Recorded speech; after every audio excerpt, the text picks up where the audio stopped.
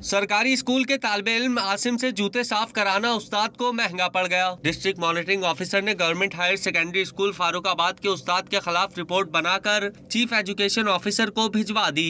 जब मैंने 8वीं क्लास को विजिट किया तो मैंने देखा कि टीचर्स बैठे हुए हैं और उनके कदमों के अंदर स्टूडेंट बैठा हुआ है जो खुद बेयर फुटेड है, उसके अपने जूते नहीं है उसके पास, और वो उस टीचर के जूते पॉलिश कर रहा है। स्कूल टीचर ताहिर महमूद ने इल्जामात को बेबुनियाद करार देते हुए सोशल मीडिया पर मॉनिटरिंग ऑफिसर को शदीद तनकीद का निशाना बनाया और एहतजाजन नंगे पांव क्लास में लेक्चर देने लगा।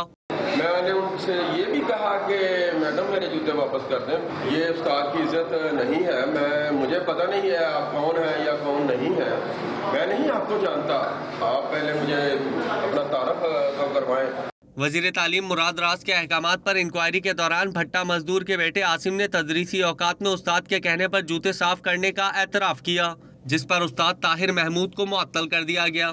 बच्चे का कहना ये है कि ये बाकायदा उसका उस्ताद नहीं था।